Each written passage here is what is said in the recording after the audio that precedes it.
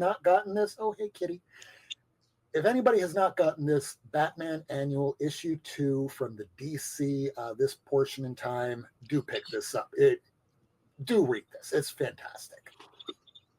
Let's see what other people are saying in the chat right now. Oh, kitty, I know you want to come up there. Maybe after the show. All right, so let's see. But wait, there's more. There's always more. Lady F is the new Tom Bombadil. Ah! Oh, no. Of course that had to happen live. It's Friday, you bastards. The internet brings comic fans around the world into one comic book community. Comic creators and comic fans, tonight you are seen, heard, recognized, because comics are for everyone. Live from Miami, Florida, broadcasting around the world, this is the Not Near Mint Show. Welcome to the Not Near Mint Show, everybody. It is February the 21st, 2025. It is the third week in February, and you might notice we are not live tonight. It's because tonight, while you're watching this, I'm probably at a dinner party I couldn't get out of, and it's been a very stressful week, so I wanted to make sure that we presented to you the top 10 as it's meant to be seen. Now, as we do this for the top 10, it works a little bit like this. We have the bottom 5 and the top 5.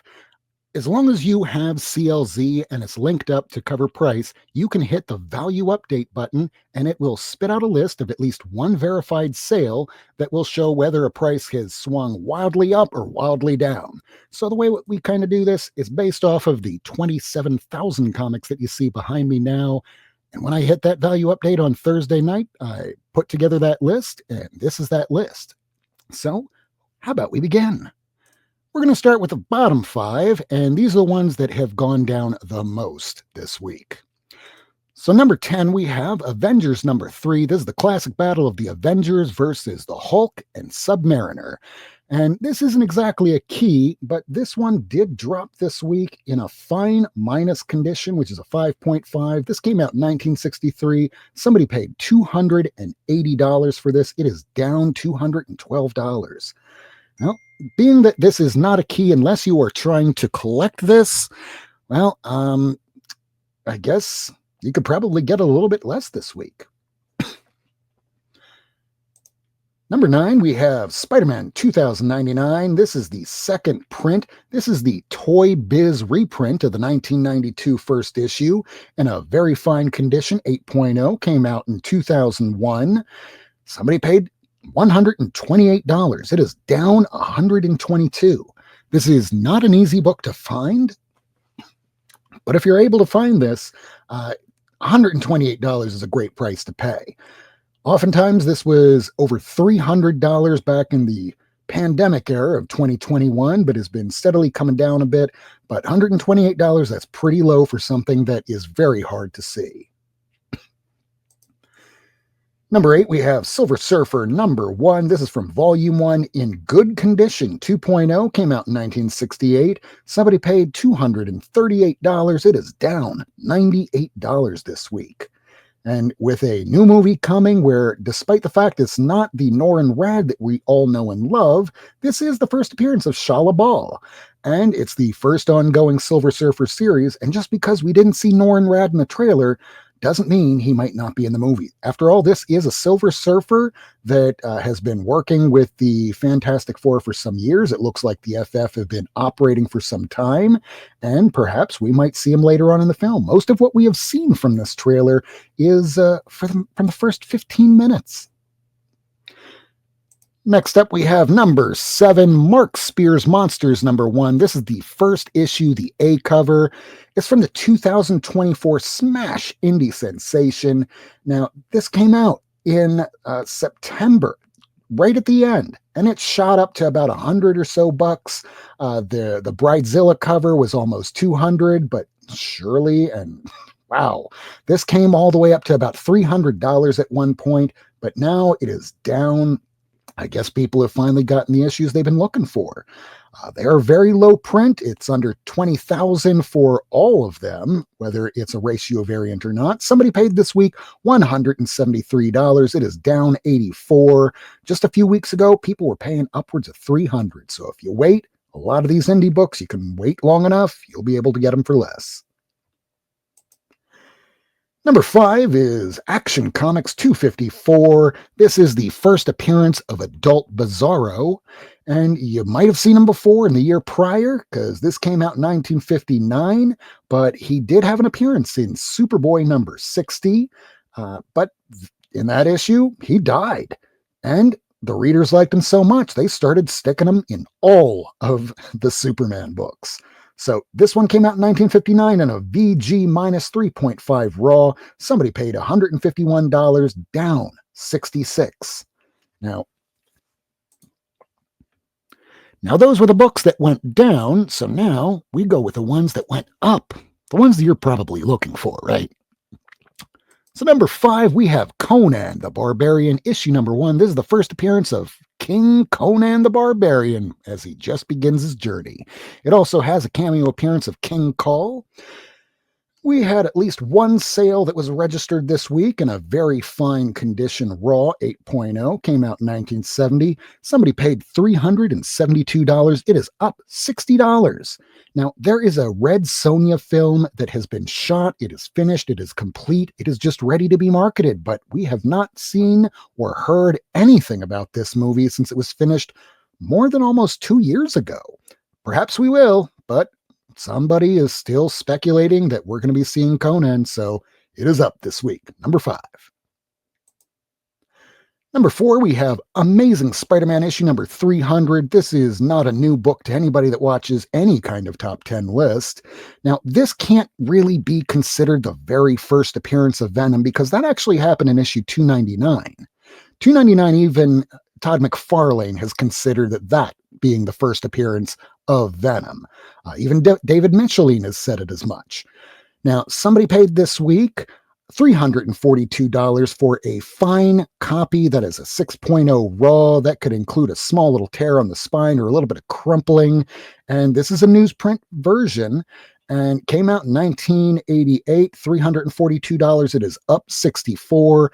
There are a ton of these out there. It is not rare if you can wait long enough or search, especially if you're using apps like OfferUp or LetGo and you're out in the countryside.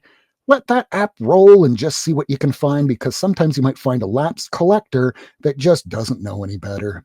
And if you even see that one issue in a long box or a short box and everything else doesn't really matter that much to you, just put that back in the box and ask the seller, as long as it's not a comic book store, hey, how much for the box? I'm sure you'll get the whole thing for a lot less than you'd ever imagine. Number 3, we have Detective Comics issue 400. This is the first appearance of Man-Bat. Now, in a VG-, that's a 3.5 raw, came out in 1970. Somebody paid $250. It is up 91. Now, there's not exactly any hint that we're expecting a Man-Bat in live action, but this is one of those issues that if you're trying to get those first appearance of Batman characters, whether they're villains or heroes, and Man-Bat is a little bit of both, depending on what story arc you're reading, well, now might be a time to hold off on that until it maybe gets a little bit forgotten about. Because after all, whenever something appears on the top 10, you just wait about 6 weeks to 6 months. After 6 weeks, if it's still up there, wait 6 months. After 6 months, if it's still up there, you might as well just buy it, because chances are it's not coming back down anytime soon. Number 2, we have Hawkman issue number 4. This is the very first appearance of Zatanna. Now, she doesn't appear on the cover, but she is on the very first page, and this story is all about her. Now, this came out in 1964 and in a fine condition, 6.0 raw. Somebody paid $780 for this first appearance. Now, this is a very old book, came out in 1964, and we're seeing Zatanna in a very new series. It's supposed to be a 6-issue mini, but we're not certain if that might be extended to go on for a ongoing. They did initially solicit it that way, but being that this week the very first issue was released, somebody was paying a little bit more for it. If you wait, you might be able to get it for less. Now, the number one comic book in all the land, this is Fantastic Four, issue number 25. What is so important about this? Because we've actually seen Hulk and the Thing fight before. That was in issue number 12, but it was brief, and we really didn't see much of a fight in that one. And most of the issue, it was about the FF running around trying to figure out how to stop the whole thing from happening. It's maybe about 2 pages of fighting. Now, this issue came out in 1964 and in a VG Fine 5.0. It can account for a little bit of smudging, but otherwise the book looks fine. And, $808. It is up $448. And honestly, I've been looking at eBay for an issue 12. That's one of the missing issues I've actually been looking for. And in a lesser condition, you can still get that for about $600 to $800 if you're willing just to take a little bit of a lesser book in just lesser condition. Now, just to remind people, the reason why we do these top 10 here is not to try and get the speculators to ramp up pricing. I mean, I'm not a dealer. I don't sell books. Other people do. The reason why I do this list is because sometimes you want to know what to purchase on a Sunday.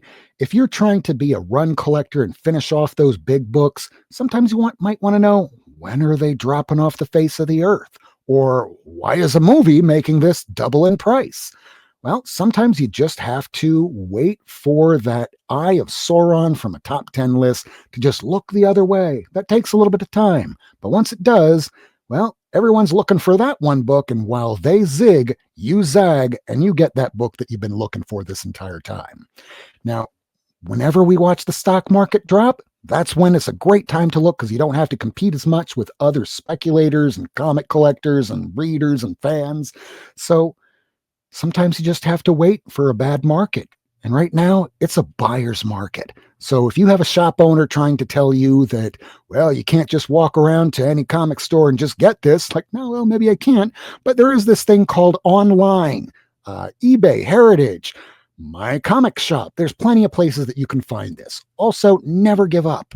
You can probably find things on LetGo, OfferUp, apps that are local. When you source locally, chances are you can find those lapsed collectors that don't care as much about their books. They're willing to let them go for less. You might even be able to pick up the whole box, or 3 boxes, or 10 boxes for maybe $50 a box. Because right now, you have a lot of people that were in the game back when the pandemic began, but as of right now, they'd rather have the money. And as the market gets worse, people lose jobs. You can't eat a comic book, but you sure as hell can sell it. And when they sell it for somebody else's bad day, you can have a good day. But this has been Not Near Mint. We're going to be back next week. And next week, we're going to be doing a very special episode. That special episode is going to be Black History Month. So do check us out on February the 28th, 9 p.m. Eastern. We're going to be back for our live. But for tonight, you're just going to be having to deal with me on this very abridged episode. Thank you all so much. We'll see you again next week. Love y'all. Good night. Thanks for tuning in. If you want to see this episode again, along with a catalog of back episodes and issues, surf on over to Not Near Mint on YouTube, Twitter, and Instagram. Subscribe and hit that bell for notifications.